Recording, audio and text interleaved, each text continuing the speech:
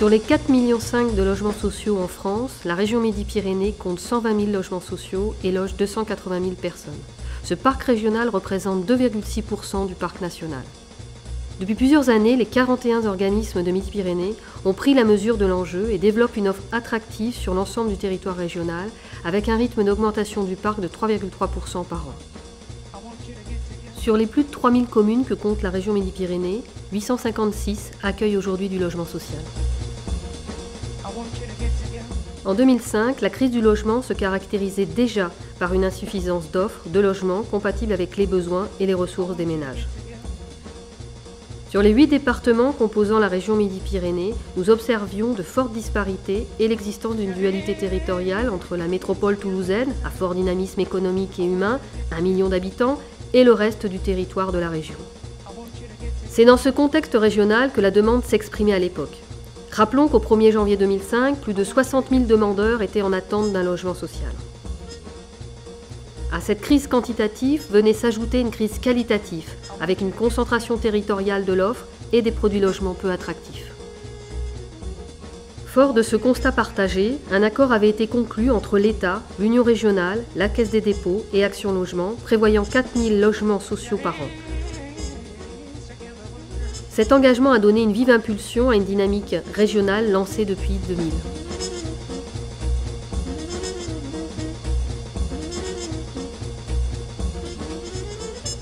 La réussite du plan de cohésion sociale et du plan de relance qui s'en est suivi a été possible parce que l'appareil de production a été au rendez-vous, parce que les organismes HLM avaient une bonne visibilité des financements État et des financements des collectivités, enfin parce que le foncier était disponible.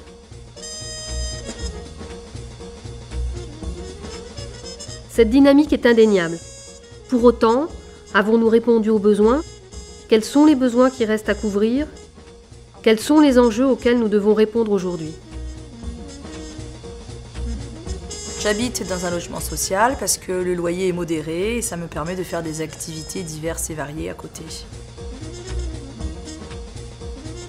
Je souhaite un logement en centre-ville pour profiter de la vie toulousaine. Ça serait plutôt une maison pour pouvoir justement disposer d'un petit espace vert. J'habite actuellement dans un petit pavillon avec jardin, c'est tout à fait ce qui me convient, et un petit peu excentré de la ville parce que je préfère la campagne. Une cuisine un peu plus spacieuse et plus pratique. Un espace de vie grand. Surtout de la lumière. De nombreux placards un peu partout dans les pièces. Dans le logement HLM, aujourd'hui je n'ai pas eu de surprise puisqu'en fait on a des provisions qui sont calculées en fonction de la composition de la famille. Vu que le loyer est modéré, les charges aussi, il n'y a quand même pas beaucoup de problèmes. Nous souhaiterions acquérir en fait un logement dans le centre-ville, donc si possible avec les HLM puisque le prix sera forcément plus attractif. Je pense acheter, et non pas dans le parc HLM, mais acheter un petit pavillon ou une maison qui est déjà du vécu. Je souhaiterais pouvoir acheter une petite maison avec un jardin aux alentours de Toulouse et si possible pourquoi pas dans le parc HLM. Non, j'en ai jamais entendu parler. On en entend parler si on s'intéresse un petit peu au programme du gouvernement. Oui, j'en ai entendu parler aux informations. J'ai vaguement entendu parler, mais je ne me suis pas vraiment attardé dessus. Je privilégierais en fait dans les logements tout ce qui est isolation phonique et thermique. Se servir de la lumière, de l'énergie solaire pour pouvoir se chauffer, récupérer les eaux de pluie. Les finitions aussi sont quelque chose de très important dans une habitation.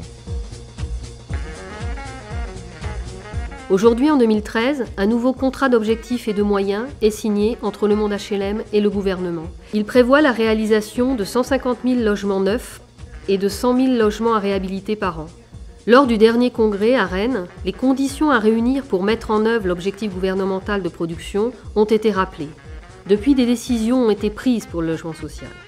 Augmentation du plafond du livret A, suppression du prélèvement sur le potentiel financier, modification de l'article 55 de la loi SRU, mise à disposition du foncier de l'État. Alors peut-on envisager aujourd'hui la déclinaison de cet engagement national dans un contrat d'objectifs et de moyens pluriannuel régional? Les enjeux autour du nouveau pacte sont des enjeux de territoire.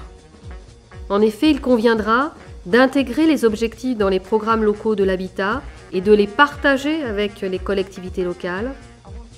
Il conviendra de prendre en compte les équilibres financiers des organismes HLM. Enfin, il conviendra de rapprocher la capacité à faire des besoins des territoires en tenant compte de la diversité territoriale dans la plus grande région de France.